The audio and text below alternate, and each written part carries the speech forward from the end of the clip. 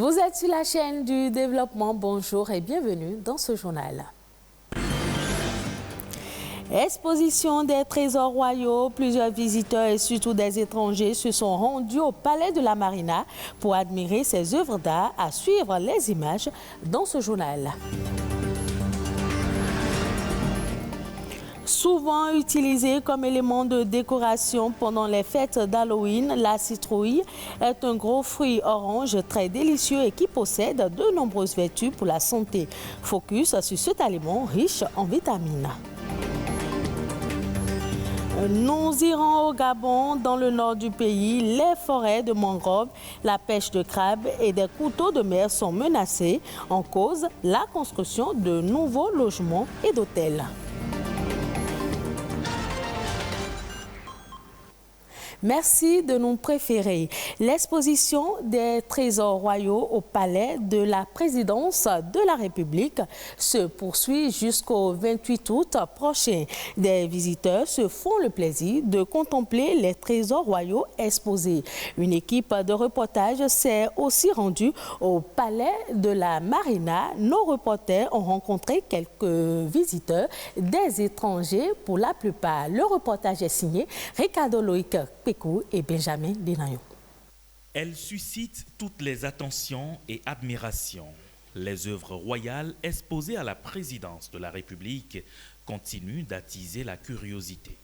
On est venu dans le cadre d'une activité sportive et par hasard, on avait rendez-vous avec un monsieur dehors en face de la présidence et on s'est rendu compte qu'il y avait cette opportunité qui nous était offerte. On a profité pour s'inscrire sur place en ligne et nous voilà à l'intérieur. On est agréablement émerveillé de ce qu'on a trouvé ici chez vous. Je tenais à venir visiter les œuvres. Je remercie le gouvernement et le chef d'État d'avoir permis que les personnes de la diaspora puissent venir regarder ces œuvres que je connaissais déjà depuis Paris, mais je suis très fière de les voir ici aujourd'hui. Je suis fière d'être béninoise, ça donne envie de revenir. Le processus ayant conduit à la restitution de ces œuvres constitue un exemple et une source de motivation pour les autres pays d'Afrique. Il faut qu'on s'approprie notre histoire. Et le travail du président Talon, qui donc sur plusieurs axes, mais aussi sur celui de l'art et celui de nos pièces, je pense que c'est assez important. Parce que ça montre que nous avons aussi une identité, nous avons une histoire à raconter, et qu'elle est aussi belle, non connue des autres. Et bon, je suis déjà venu, j'ai appris plein de choses. Je trouvais que c'est vraiment magnifique, c'est une bonne approche. C'est une bonne chose. Ça montre vraiment ce que le président actuel béninois a fait. C'est un geste courageux et ça soit un truc que beaucoup de présidents africains doivent faire. Et puis c'est quelque chose que nos enfants, nous-mêmes, doivent savoir de l'histoire, non seulement béninois, mais aussi africain. L'exposition des trésors royaux au Palais de la Marina se poursuit jusqu'au 28 août prochain. Encore quelques jours donc pour se connecter à l'art béninois. Le roi des animaux est à l'honneur ce 10 août. Même si l'on ignore encore tout sur l'origine de la Journée mondiale du lion, elle est célébrée dans de nombreux pays, surtout sur le continent africain. Une occasion pour mettre l'accent sur la sauvegarde de cette espèce menacée. En Afrique, sa population a en effet chuté de 96% en 60 ans à cause principalement du développement des chasses aux trophées. Les griffes du lion ainsi que ses dents et ses os sont prisés au marché noir. Peu connue au Bénin, la citrouille est un fruit que l'on retrouve généralement en Amérique du Nord. Considérée comme un légume-fruit, elle fait partie des espèces de courges les moins consommées. Et pourtant, c'est un fruit-légume qui regorge de nombreux bienfaits. Plus de détails dans ce reportage signé Charlène Kendiho. La citrouille, d'origine mexicaine, fait partie de la famille des courges, des courgettes, des melons, des pastèques ainsi que des concombres. Elle est tantôt utilisée comme un fruit, tantôt comme un légume. C'est un fruit exotique parce qu'on ne le retrouve pas sous nos cieux. C'est souvent exporté, ce n'est pas produit ici. Il existe différentes sortes de citrouilles. Le potiron, par exemple, on le trouve ici et est aussi importé de Lomé. Nous avons aussi une variété de petites citrouilles rouges. Elle est aussi cultivée à Tori et se vend dès le mois de septembre. Souvent utilisé comme élément de décoration pendant les fêtes d'Halloween, ce gros fruit orange est un aliment délicieux qui possède de nombreuses vertus pour la santé. Sa couleur jaune-orange annonce les caroténoïdes. Les caroténoïdes, et un des caroténoïdes, c'est le bêta-carotène. Et la citrouille en renforce. Grâce à ses nutriments oxydants, la citrouille permet non seulement de renforcer les défenses immunitaires, mais aussi d'apaiser les brûlures, les constipations, de renforcer les os et de réduire les risques de maladies cardiovasculaires. On dit que la citrouille guérit l'hypertension. Certains la coupent en tranches et la mettent dans une bouteille remplie d'eau. Ce litre doit se boire par jour. Ça calme beaucoup de maladies et ça rajeunit les vieux. Mais bien qu'elle soit pourvoyeuse de minéraux et d'oligo-éléments, sa consommation ne doit pas être excessive. En réalité, il n'y a pas de conséquences directes comme ça en consommant de citrouille. Mais nous conseillons à tout le monde de varier, toujours varier les légumes que nous consommons. S'il est reconnu qu'avoir une alimentation riche en légumes et en fruits est bénéfique pour la santé, la consommation de la citrouille s'en trouve alors renforcée, puisqu'elle joue ces deux rôles. Les océans jouent un rôle fondamental dans l'écosystème. Sans eux, il y aurait accélération du réchauffement climatique. Que faire pour mieux gérer les océans? La réponse à travers cette interview. Les océans se portent très mal. Ça s'explique par le fait que nous-mêmes, nous polluons l'océan par les déchets d'origine terrestre. Les déchets que nous produisons dans toutes nos activités.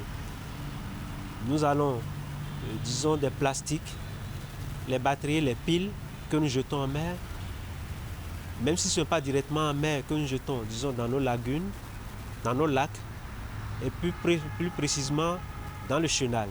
Nos océans sont vraiment en danger. C'est pourquoi il faut qu'aujourd'hui, tout le monde participe à la préservation de l'océan en gérant au mieux les déchets que nous utilisons, les déchets que nous générons. Les femmes doivent être impliquées davantage parce que si nous prenons les femmes, disons, intellectuelles par exemple, c'est-à-dire ceux qui ont des diplômes pour pouvoir exercer une activité, nous en avons très peu dans les activités liées aux travaux de la mer, c'est-à-dire les océanographes femmes, il y en existe très peu. Mais par contre, nous avons les mareyeuses, c'est-à-dire les femmes qui traitent les produits halieutiques post-capture. Nous avons ces femmes-là qui sont là pour pouvoir traiter les produits et les mettre sur le marché. En général, il faut voir seulement notre berge lagunaire si vous allez à Dantokpa aujourd'hui. Et tout ça là, ça rentre dans la mer.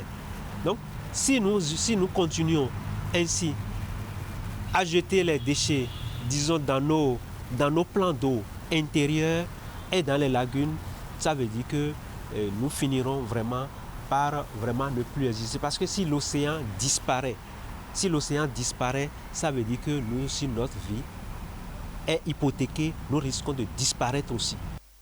Rendons-nous à présent au Gabon. Les mangroves du nord du pays perdent du terrain. Moins de 70 hectares ces 3 dernières années. En cause, la construction de nouveaux logements et d'hôtels. Conséquence, la mise en danger de l'économie locale basée essentiellement sur la pêche. Le reportage de nos confrères de France 24. À une vingtaine de kilomètres au nord de Libreville, le petit village du Cap Estérias, au milieu des mangroves, Yann et son frère recueillent ce matin-là les pièges à crabes posés la veille. Oui, un bon crabe. Ici, les habitants vivent essentiellement de la pêche artisanale, une activité aujourd'hui en péril. En cause, la pression immobilière qui détruit l'écosystème de reproduction des crustacés. Conséquence, les crabes ont quasi disparu. Avant, même derrière la maison, tu pouvais avoir des crabes. tu mets tes 15 caisses, en moins d'une heure de temps, tes 15 caisses sont attrapées. Mais aujourd'hui, comme vous voyez, tout est déblayé. Même si on laisse 20 caisses là, vous allez partir, la journée, vous allez revenir, il n'y aurait plus les crabes. Pourquoi? Parce que le soleil tape les caisses, il n'y a plus la mangrove comme il faut. Face à la disparition annoncée de la mangrove, les bénévoles des ONG comme Landry mènent de vastes campagnes de reboisement. Ce jour-là, ils sont sur ce site de la rive est de l'estuaire. Sous les palétuviers, ils recherchent des semences qu'ils vont replanter pour faire repousser la mangrove et sauver leurs crustacés.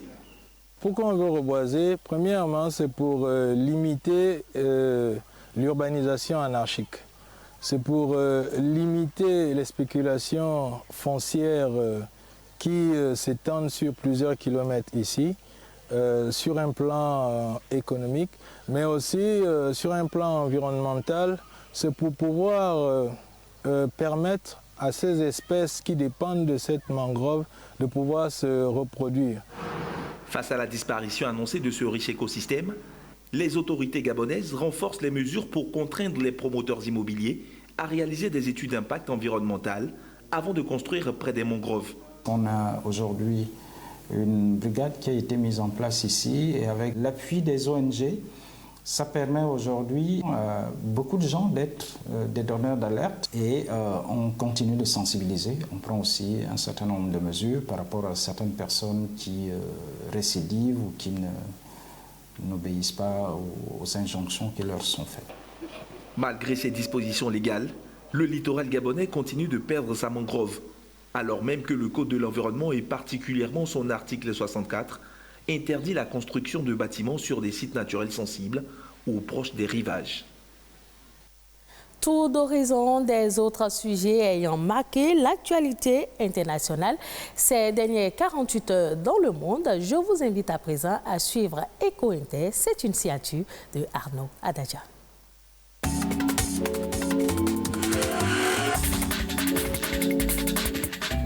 Au Kenya, une frénésie de méga-infrastructures surplombe Nairobi, 27 km de béton.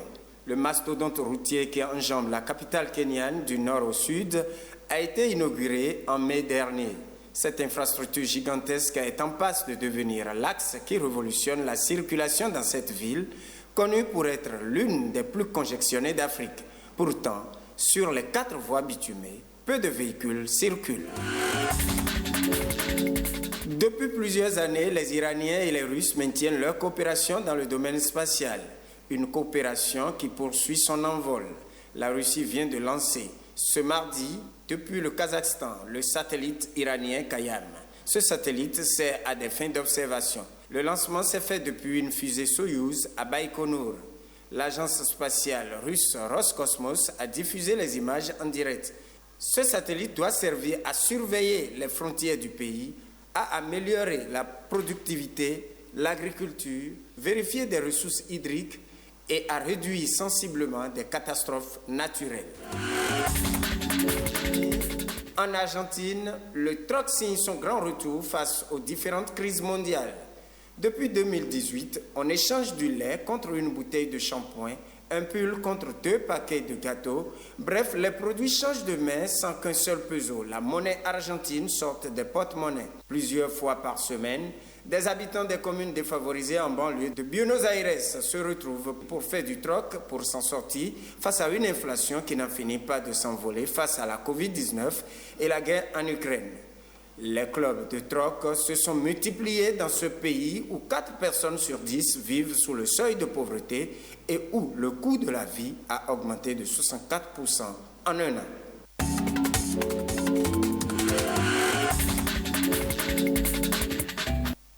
Merci à vous, Arnaud Adadja. Ainsi se referme cette édition. Merci de l'avoir suivi.